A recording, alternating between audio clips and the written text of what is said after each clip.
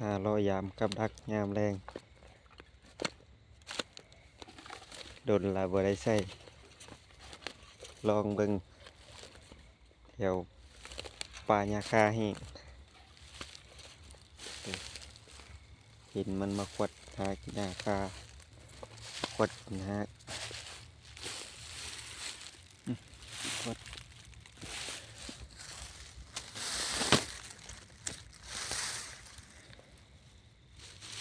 แต่ถ้าเบิ่ง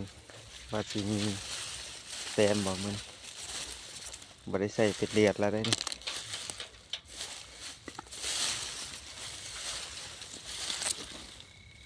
ปักบวงสิงคือเก่า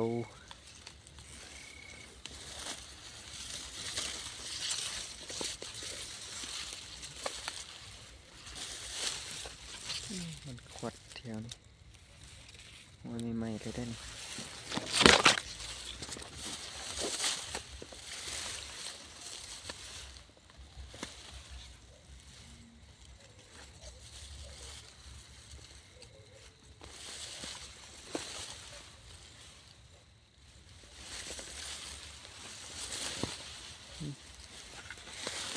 หลังนี่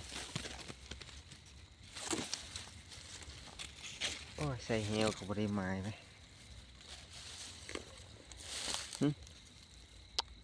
เจอแล้วจุดเด็ดนะครับ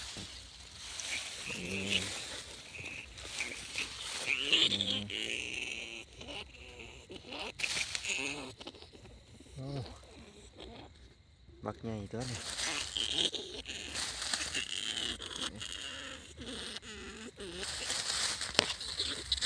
เดี๋ยวปลดกัน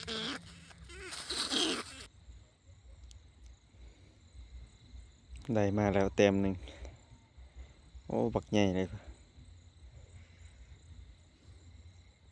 หนูยามนี่เบิ่งห่างสุดยอดเลยมานี่แล้วมื้อนี้ไปยามต่อไปมาแล้วมื้อนี้ปลาหญ้าคาเค็มซะหนูยามนี้มันส่วนหลายมันหาเลาะต่างอยู่ต่างเค็มซะว่ามันแห้งเลยยามมันต้องอาศัยอยู่แคมน้ำ